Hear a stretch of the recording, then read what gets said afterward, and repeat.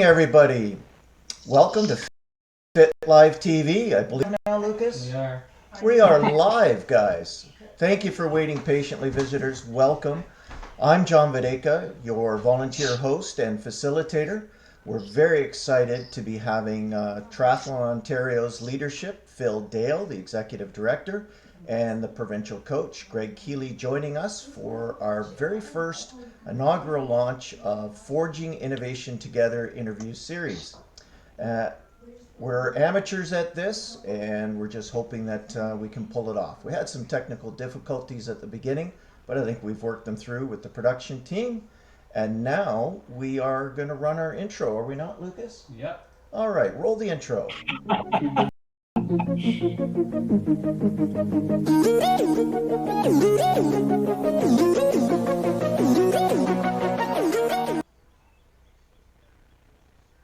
We're back. And we're back. So, Phil and Greg, you didn't get to see the intro, but our viewers did, and we hope it went very well. Welcome, viewers. Thank you very much for joining in. It's our first launch, and we're excited to have the two guys here. So today we are going to be speaking about not only the challenges that organizations have and everyone around the world with COVID-19 pandemic, but also talking about our themes of what we can do when we eventually do move forward beyond this. And there's one of the gaps when you're doing a live broadcast. One of the production team walks right in front of the camera. Thanks, Robin. So without any further ado, we're going to get started. And again, thank you so much for joining us, guys. I look forward to this. So obviously, we're very grateful for our healthcare providers under all of these very challenging conditions around the world, and especially right now in North America. But certainly, given those challenges and the COVID-19 pandemic, Phil, sort of directed to you, but of course, Greg, I want you on these types of things so we can have a pretty healthy, organic discussion. What are the most significant challenges that Tri Ontario has been facing, especially from a business operations point of view? Well, I think the first thing is financial, not instability, but uncertainty. So we get about 40% of our revenue comes from annual membership fees, and maybe another 1/6 comes from one-day fees. So we were about 3 weeks ago, we were at about 50% of our annual numbers based on last year. We were right in step with where we were last year, which was our largest membership year in the history of the organization. So everything was going smoothly. And about 3 weeks ago, the membership just stopped. We are now down about 1,000. So to give you context, we had 4,200 annual membership last year. We're at just over 2,000. So, when half of 40% of your revenue just stops, there's that uncertainty of, okay, how are we going to manage the organization to sustain this period? Where can we cut costs to make sure that if we do have to spend money, it's only the absolute necessary. And it's tough because you don't know the end. You don't know, are we going to have a season in July, August, or September, or no season at all? So I think the biggest challenge is just not knowing. And but the good thing is the last 5 or 6 years we've been working really hard as an organization to be financially responsible. We've been building up some small surpluses that have added up over time. And we are in a very financially stable situation. And it was one of those things where the board wanted to really build up some reserve in case of a rainy day, and now it's a rainy day. Yes, So I think a that's a good very challenge. yeah, a very significant one. Just very quickly, just curious. I do know organizations have struggled with very similar elements. Does Tri Ontario have business disruption insurance? No. To be honest with you, I've never really explored that. We don't have it right now. It's one of those things where who could have predicted a global pandemic that, you Yeah. just don't think about these things. And a lot of policies and insurance sort of unfortunately comes out of situations in which you find yourself. So, policies sometimes get developed because something had happened. Hmm. So, I mean, this is now potentially something to look into going Yeah. forward. Yeah, absolutely. It's something that a lot of organizations and people, it's not necessarily a pleasant thing to talk about, that whole concept of the hit by the bus scenario. And who could have imagined? I've had discussions in my experiences before, and as you said, it becomes very difficult. One additional thought or discussion on the insurance: have you communicated with the insurers for Tri Ontario, especially around the current membership and those that have purchased the broader based Tri Ontario insurance? Are they still insured, provided they're following all the required elements of Tri Ontario? Yeah. Obviously, they're prohibited from, let's say, group activities because we've been mandated for social distancing. But if they adhere to social distancing, are they covered by insurance? Yeah, so the insurance is still intact, provided it's triathlon related activities. So nothing's changed there. Just the what's changed really is, like you say, the group activities. There obviously isn't group activities, but training in isolation is still valid and the insurance is still there. Anything that would arise from getting the virus would not be covered. But so, I mean, that's just sort of standard. But if it's triathlon related, uh, an injury or a liability issue, then yes, that's still a valid. All the insurance is still there. Okay. And again, very quickly on sort of the intrinsic operations, how about a brief description or explanation of you've obviously got a great working relationship with Greg and created an environment where you work remotely, however you decide to do that. But how about your other staff that are maybe quite used to going to the velodrome at Matami and working within the office? How and what have you had to adjust with staff? Well, it's been actually quite easy. So Greg, of course, is in Ottawa, so he's always remote. Our digital media specialist, who's part-time, Megan Taylor, she's already remote. Um, Lynn, our administrator, she works in the office 1 day a week because she's in Toronto. And so we have already previously set her up with a home office so she can answer all the emails, all the phones are from her home office. So it was really quite easy there. So then it's just down to Mike, our program director, our program manager, and myself, and we've been, yeah, just working out of home. As long as we have the internet, we can pretty much access everything. So it's been a really, it hasn't been all that disruptive, although, it's nice to see people's faces and talk to them, especially your staff and supervisor. But, it hasn't really been that disruptive, to be honest with you, in terms of the logistics. Okay, great. You had mentioned earlier, you discussed the financial challenges when all of a sudden we dealing with this pandemic on many organizations and loss of revenue right at a critical time when if people didn't sign their memberships up in December, they might start ramping them up through March and April, and the impact on you. Uh, have you been in communication or have any updates around the Tri Ontario funding from the ministry, whether it be your, let's call it for lack of a better word, your base funding, and the other funding opportunities like Quest for Gold? So there will be no changes to Quest for Gold. We actually just this morning published the draft list of nominees. That's uh, that's going ahead as normal. The base funding that you referred to, I do know that the provincial government is trying to fast track the process so that it can get that money into the PSO, the provincial sport organizations, and sooner. to help with cash flow.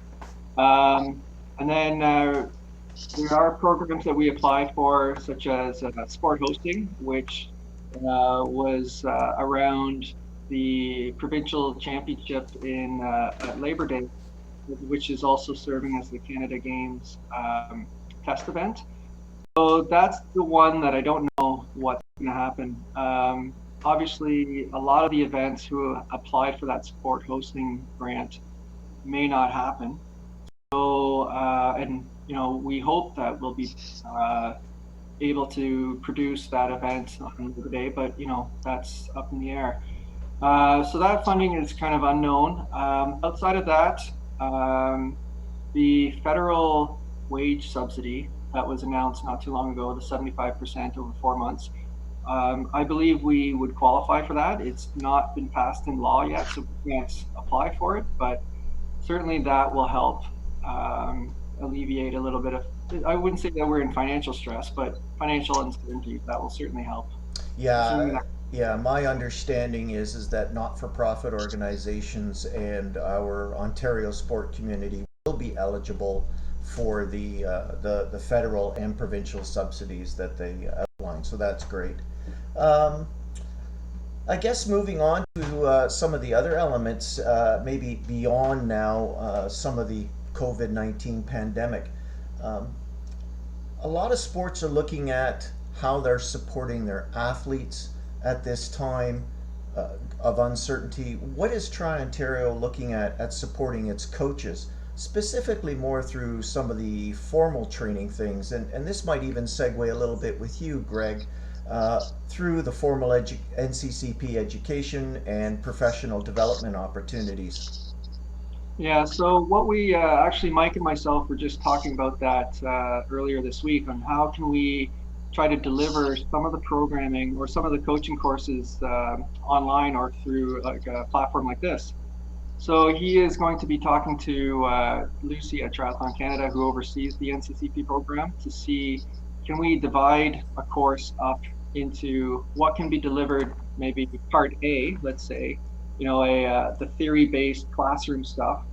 Can we put that on a platform like this, and how much of it can we deliver in this platform? And then the practical stuff how we normally deliver a course, which is renting pool time and doing some more hands-on stuff. We could put that as like a part B and do it later in the year when the facilities are available. So yeah, we're just working on that right now to see what are we allowed to do, because it's not just us, right? It's the Triathlon Canada, it's NCP coaching Canada. What can we sort of play with in terms of delivery? But yeah, we're definitely looking at that because I think that normally what we would do is we would have the coaching courses in the spring. It was very difficult to run courses throughout the season because everyone's busy. And then what we found, even in the fall, a lot of people want to take a break. And again, the courses didn't really do well at that time. But with with potentially the season not happening or being cut short dramatically, maybe there's an opportunity in fall to be able to run these courses that we weren't able to before because people aren't burnt out and they're actually raring to go and they're looking to sort of ramp up. Great. Greg, have coaches reached out to you and asked for your assistance either through consultation, uh, various, just reaching out? Yeah, we work with we've started a mentorship program earlier or later in 2009. So this is the first year we're running it, and we have 5 coaches that are part of that program. So we do monthly or biweekly Zoom calls to start the program, and a number of them have reached out. So we're looking at trying to support them with the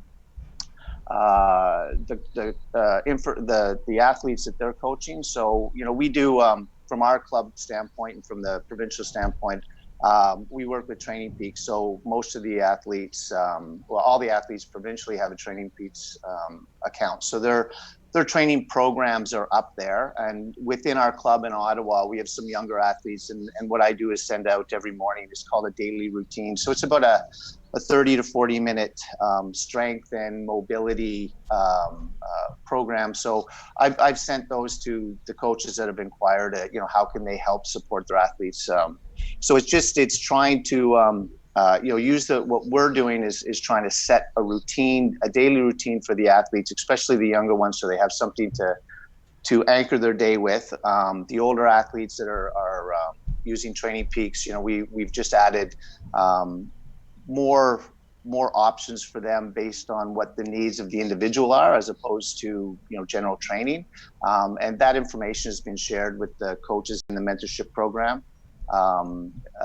There's a couple that have reached out that are other coaches in different locations. And again, working with them just to supply them with any resources that we can and ideas that we're using, processes that we've come up with, just in order to help them create a routine for their local athletes. Yeah, it certainly is very challenging, as we know, and are certainly seeing in this this pandemic. Very challenging for the athletes, especially ones that are maybe a little bit younger or involved in a particular sport that may be a little less self-directed, and certainly our younger developing athletes rely quite a bit on their coaching leaders and mentors. As they get older, we certainly expect them to be self-directed. Are you noticing any changes there, or are you feeling pretty confident in the way the adjustments are going? Well, for the athletes that I have in my care on a daily basis, locally and through the province, one of the cornerstones of our program is self-discipline and self-direction. We really want to, in our sport, you have to be able to make decisions. You have to be accountable for what you're doing. So it was fairly easy transition for the athletes that I coach on a daily basis. It's difficult not having the normal routine of getting up in the morning, going to the pool, and that's difficult for me as well.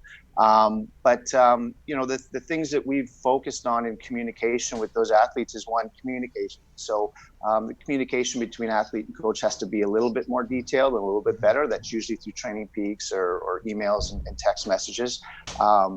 They're looking at long-term planning. So, some of the athletes that we have are first-year universities. So some of the discussions we've had were, can you load up on courses over the summer this year in order to take the load off maybe in year 3 or 4 when, the competition will be a little bit more important and you're reaching, you're closer to your objectives. So one of the things we're trying to do is get them to think long term.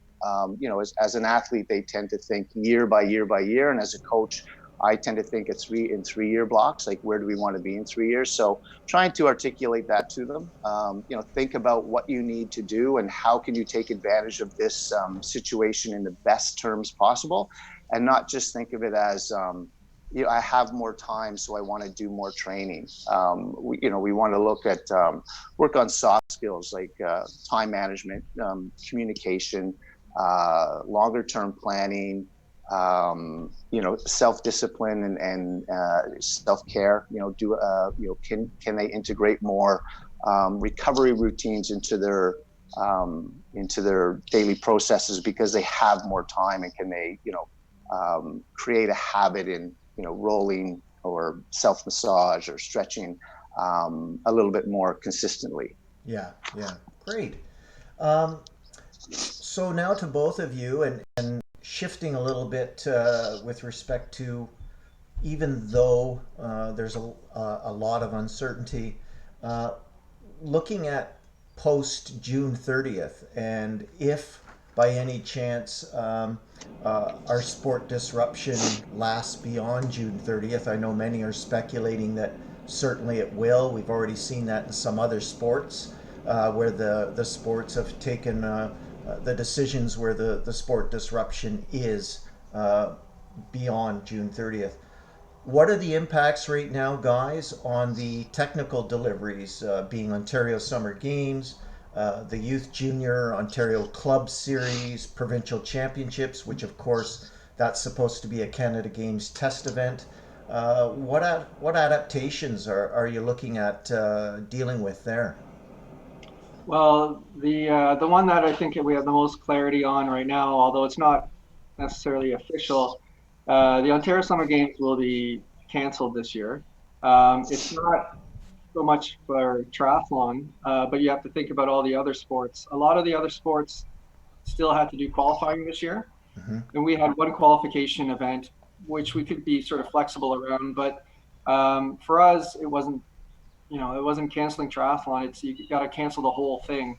So that's going to be canceled. What's under discussion right now is do they push it to 2021 or do they just skip it altogether and go back to the 2 year sort of process? And so that's what we're being asked as PSOs or provincial sport organizations. What do we want?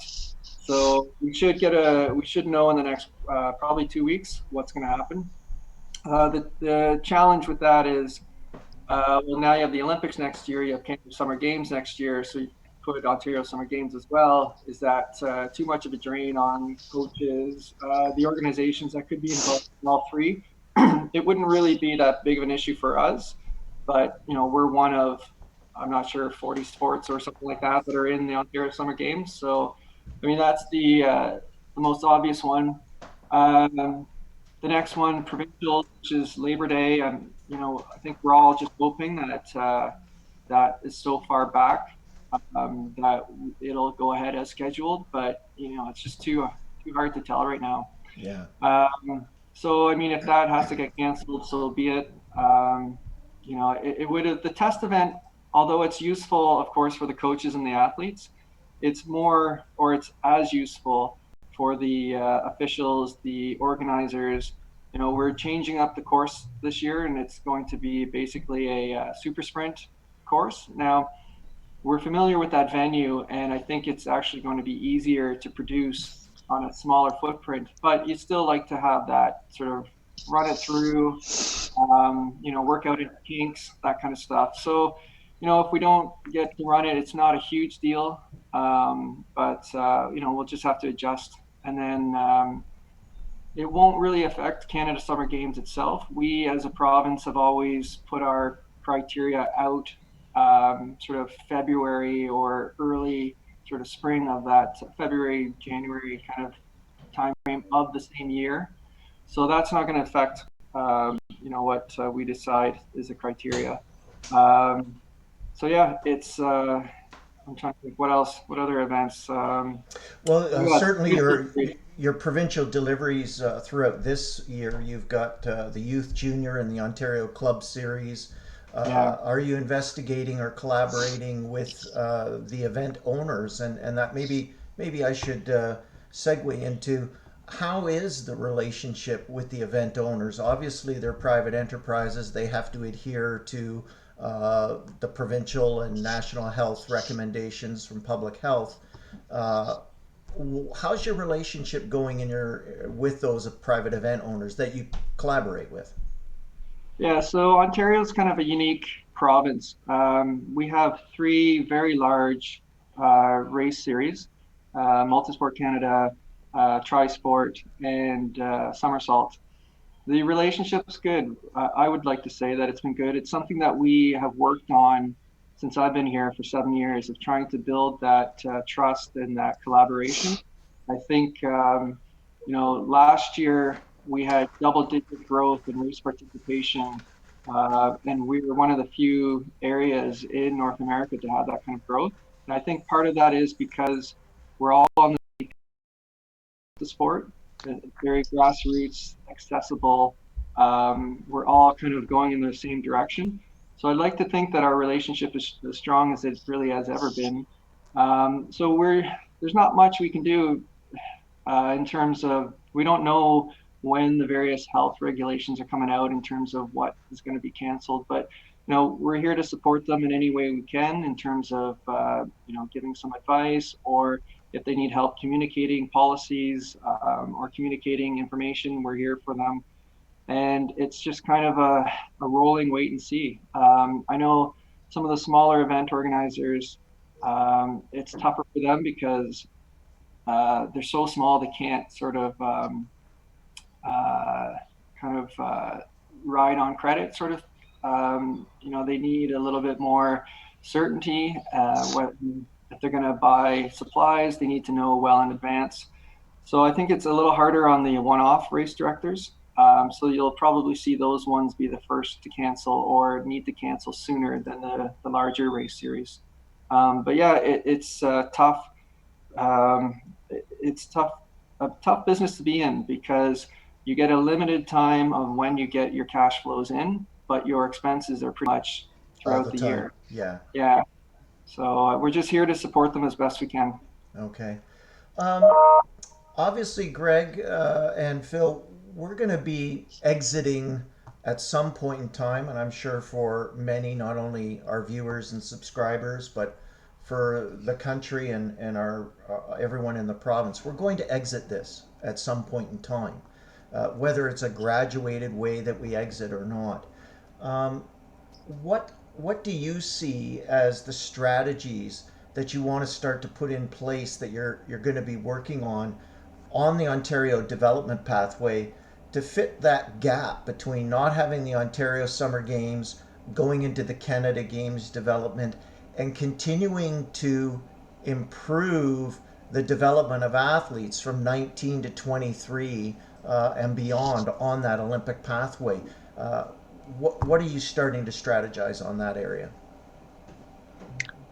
Well, if I can, I guess, make some points on that question. It's a good question, John, and I don't think it's just coming out of this specific situation, and it's not limited to just Ontario. It's actually across the country. I think one of the big gaps in coaching we have is programs that are basically full service programs. So they're programs where coaches are knowledgeable and competent in designing, developing, implementing, and assessing a full program in all three disciplines. If you take a look at the development systems in some of the leading countries in UK, Australia, France, New Zealand, USA, the development programs are designed and set up. They mimic the high performance programs. And what we have across the country in most cases is hybrid programs where the athletes are trying to put together swimming with a swim club, and they have access to some of them have access to a triathlon club, but they offer limited access to training in all three disciplines. So the mentorship program that we initiated this year basically is to address that gap, and Triathlon Ontario recognizes that this is something that we want to see or should be implemented nationally, but Trican can only do so much with the resources they have. So we're trying to take the lead on doing this. So the mentorship program is actually designed. The coaches that we're working with this year, we're looking at trying to provide them with the tools, the resources, and the support to be able to take an athlete in, assess their skills that we know they need to meet the demands of the sport at the international level, so past junior, beyond the provincial and national borders, and to work at developing those skill sets. So I think right now, for the most part, we as coaches, as a sport, really, we're coaching the sport and not the athlete. And what I mean by that is an athlete comes into a program regardless of where it is. There's no national baselines. There's no information on how we develop that athlete into a competitive international athlete, U23 and senior levels. It's basically up to the coach and then the program that they walk into is they'll learn and how they'll learn it. That's different from most sports and most programs. So what we envision over the next 3 or 4 years is we will have 5 or 6, let's say 4 to 6 programs in Ontario with coaches who are dedicated to developing a youth development program, and by youth I mean from 13 up to 19. and they will use the best practices that we see being used in countries that are leading the sport. They will have resources and support from Triathlon Ontario and the other coaches that have gone through the mentorship program. And so, the idea obviously is to create more capacity in programs that offer, for lack of a better word, offer like knowledgeable, competent coaching in all three disciplines. So we have one coach in each of those programs managing those athletes, so that there's no variation in load assessment. They're identifying the skills in all three disciplines that they can work on and build out and increase not just the skill vocabulary, but emotional resilience, tactical planning, so being able to make decisions during the race, and then finally, the physical aspect of the sport. All four of those things are crucial for an athlete to be, learning through the development pathway in order for them to be successful, when they come out on the other end. And so I don't think it's a 3, 6, 9, 12-month thing. I don't think it's just coming out of this situation. It is something that we identified a couple of years ago, have been planning and implemented this year. Unfortunately, with the disruption, this program will probably have to go in with this group of coaches into next year. So part of the program is obviously bringing them to races, international races, and having them have experience so they know what the demands of the sport are beyond the junior level, so that they can coach to that. I mean, one of the things is if you've never been to a World Triathlon Series race, you don't know what the demands of the sport are. You've never seen it. It's hard to actually coach that athlete to those levels, to understand why you need to do things like, proper pedal stroke or learning how to produce power at a high cadence and not just, in your favorite gear type thing. So the importance of stroke rate over kicking, all those things are things that we need to support coaches and show them. And so this hopefully this mentorship program is addressing that gap in Ontario. And, our plan is, or our expectation would be, in 3 or 4 years, we actually have enough capacity in those programs to, consistently turn out athletes that will perform, at the international level when they're 23, 24, 25, 26, and not just, really good juniors who get to that point and kind of get lost. Oh, great. Well, certainly that's something, I appreciate that, because that's something next week that we're going to be approaching and asking our next guest, Ella Kubas, and her coaches. So that's a little tidbit for everybody, and we'll certainly be announcing that formally once we're finalized. But we'll be having Ella Kubas on with her coaches, and similarly looking at that. What is she planning on doing, and how is she going to be looking at her next few years as an up-and-coming, healthy, competitive international junior? I can't thank you enough, guys, for coming on today. We've gone a little bit over than what we wanted. Are there any other things or messages that you'd like to tell our viewers right now that are there or available? Or I'll even ask one of my production assistants, Master Lucas, have you seen any questions come across our feed from our viewers? Not yet, but people are welcome to comment if they want. People are welcome to comment if they want, and hopefully we get a few more. Phil and Greg, I'll give you each a little bit of some of your final thoughts or comments, and again, not just on this sort of tragic crisis management environment around our COVID-19 pandemic, but your thoughts on the vision of where you want to see Triathlon Ontario over the next 3 to 4 years. Oh, 3 to 4 years. Okay. Well, in terms of the development pathway, to what Greg was speaking to, we really want to build out the programs, the individual programs, the clubs, the youth programs. So, like he said, to have eventually half a dozen programs across the province that any athlete can kind of go to and get that full service from the coach. That's probably one of our biggest goals or gaps, I guess you could say, in what we're looking at, because if we can build that strong foundation, then we will see Ontario athletes on the podium, flooding the national system.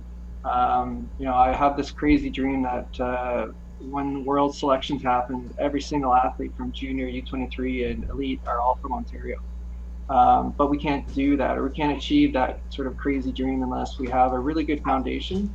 And with Ontario being one of the biggest provinces, we should dominate the national and international scenes in terms of athletes being there.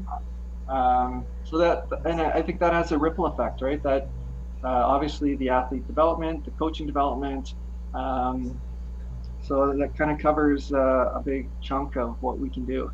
And then, on the age group side, we're really proud that we can offer the kind of programming that we do already. There's opportunities to grow that and not just be, an annual membership that you have to buy. We always want to have that feeling that people want to buy the membership and they get value out of it. So yeah, it's just building on the success that we've had so far, and just continuing to go in the direction, and just growth, and offering programming that people want. All right. And over to you, Greg. Same kind of final thoughts. The vision 3 to 4 years down the road. Probably not much different than what I just mentioned. I think Ontario has the capacity to provide or consistently provide athletes that will meet the demands of the sport internationally.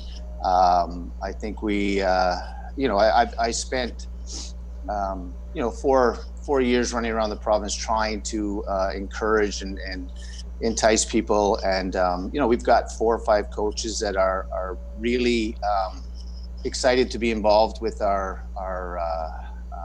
pathway, our ideas, our programs. So it's working with them, establishing programs in those areas. So London, Durham, Ottawa, Toronto, and then moving on to a couple of the coaches that have shown some interest, and just developing that infrastructure so we can increase capacity, and that we're not just bringing athletes in and building on fitness at a young age, but we're actually teaching them how to successfully develop the skill sets that you'll need to be successful. So at the end of the day, it's the same as I just mentioned. In 3 to 4 years, I think we'll be a national leader in developing athletes that are resilient and can participate and compete successfully, or at least competitively, at the international stage, at World Cups and at WTS. I mean, right now, we have 1. We'd like to see out of 3. We'd like to see Canada not struggling to put a 4th person on the Olympic team so that we can have a relay. We would like that to be more like Great Britain and the US, where they're going to have a tough time picking the athletes that go to the Olympics, as opposed to trying to find enough. And I think we can do that if the programs are designed and like the actual physical programs are designed, like those countries are doing, where it is full service, and the coaches have the support and the resources to understand what the demands of the sport are. All right, great. We have a comment. We have one comment. Do you want to pass that on to me? So actually 2 now. David Hoffman just came in saying, "Yeah, thanks for doing this, guys." Oh, well, we thank you as well, David. We're glad that you were tuning in and viewing. Again, Greg, Phil, can't thank you enough for coming on and doing this. Special announcement that I mentioned and alluded to earlier. We're very excited. We'll be finalizing an opportunity to meet with Ella Kubas, one of our Ontario junior up-and-coming, I think, international athletes. currently going to the University of South Dakota, but she's back home. So we're going to meet with her, and we're going to meet with two of her coaches, one being her mom, Carolyn, as well, and also her development coach, Cheryl Ross. And they're going to give us insight to her development coming up, and also what's changed in her programming working with her new coach, I believe Kyle Joplin, at the University of South Dakota. So for all you viewers out there, we'll put everything out on our social media feeds and our website, as well as our YouTube channel. Stay tuned. Another. We have a comment from Barry Shapley. Okay, another comment. Go ahead. What? So great first show, John, Greg, Phil. Trying times for everyone in the sport, and we all need to pull together to help get through this era towards the fun racing we all want to get back doing. I don't know if you heard that, guys. Could you hear that? That was Lucas, the production manager, reading that off. Thank you very much, we have Barry. a question as well. And a question. So, what's the question? It's from David Hopton. If we are looking for success in 4 years, how do we measure success at the junior level in the next 1 to 3 years so we know we are on the right track? Oh, that's a great question, David. I have my opinions, but we'll let Phil and we'll let Greg think about that one and give us some insight. I'll have to let Greg handle that one. He's up on the screen. I think there's probably, I mean, there's two ways obviously to measure success, right? You can measure it by outcomes. You can look at how Ontario athletes are doing provincially or nationally in national race series against other provinces. So that's one way. I think the more long-term approach, I guess. So maybe not putting a 1 to 3 year time frame on it, but over the next quad. So let's take 20 to 24. How many athletes from Ontario are participating successfully beyond the junior ranks? Junior is an important development time frame, but if we're not developing the athletes properly, or shouldn't say properly, but if we're not developing them to compete beyond the junior ranks, then all we're doing is having them filter out at that point. So I think instead of saying how can we measure it in 1 to 3, we want those athletes that are leaving junior to be able to successfully compete at the Continental Cup, move on to a World Cup, and then on to WTS. But over the next 4 to 6 years, how many Ontario athletes coming through our programs are able to do that? I think that's a more long-term vision. It's looking at how many are we graduating? Not how many are doing well in junior, but how many are we graduating to represent the country at the elite level as opposed to just a junior level. So I think in the next 1 to 3 years, we could look at outcomes. I think 3 to 6 years or 3 to 5 years, we'd be looking at how many are successfully converting from junior to senior racing and are able to be competitive, accumulate points, move on to the next level, and consistently finish in the top 20 at a WTS event. Great. I'd like to very quickly, as we wrap things up, Greg, are there any additional to help David with his question? I think obviously this is a sport that doesn't deal with objective measures quite the same way as some other sports, for example, swimming or things like that. But what kind of things do we need to be looking at to ensure our athletes are of the potential caliber to get to that standard of not only process and performance? That's a really good question, and this is where, like I said, the foundation of the mentorship program is that. So creating, one of the things that we're going through is creating a skills hierarchy for each discipline. So when an athlete comes in, for instance, with swimming, are they breathing at the right time in the stroke cycle? So is their timing correct? If their timing is not correct, why are we throwing a bunch of volume at them? So fix that. Is their body position correct? If not, then fix that. With cycling, proper pedal stroke. being able to produce power through a range of cadences, 0 to 120. Can a junior male produce 150 watts of power in 3 seconds, going from 0 cadence to 120 RPMs? We need to set baselines like that, and we know that these things are important at the top level of the sport, but we're not focused on them. What we're focused on is in my opinion, is developing fitness.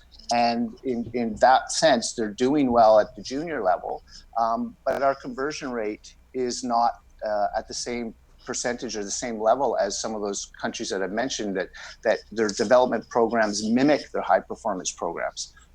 So yeah, it's a great question. It's actually setting those baselines and getting that information out. So if you look at what we're working on with those mentorship coaches, it's being able to take somebody who comes in and doesn't have good run form and get them to get move them towards proper running, right? Good cadence, proper posture, foot placement when they hit the ground. Those are all those things will be a part of efficiency. And in our sport, it's not raw speed exactly, it's efficiency of movement. And that creates speed. So, speed in swimming, speed in running is a byproduct of technical proficiency. So, we need coaches that will take the time to work on those things as an organization, and it's not happening nationally. So that's what we're trying to do provincially. It is trying to set those baselines. Athletes need to be able to do these things as a core competency in these 3 disciplines, and then we can start building out the athlete. But fitness should be, in my opinion, the last thing we're looking at, and it's quite, more often it's the first thing we're doing. So, at the end of the day, anyone that's working with the province has or will have access to that information as we're developing it. And so the mentorship program with the coaches that are in that, those are the things that we're using to support them, right? When you're working with an athlete, these are things they need to do. These are the things they need to be able to do in order to move them forward. That's great. Well, I don't know if that answers the question, but I hope it makes sense. I hope it does for David. It gives them a little bit more insight. And again, thanks, David, for writing in that question, and to all our viewers helping us out with this inaugural launch of F.I.T LiveTV. Again, can't thank you enough, guys. Please stay on the line while we're still here. Again, special announcement, Ella Kubas on, hopefully next week at 11 o'clock. And 11 a.m., along with her coaches Carolyn Kubas and Cheryl Ross, talking about her development. Once this is over, we hope that people felt like they learned something, and subscribe to the channel and watch for further interviews coming down the road. Stay on the line, guys. Thank you, viewers, for tuning in. Thanks, John. And we'll see you all again soon. Thank you, everyone.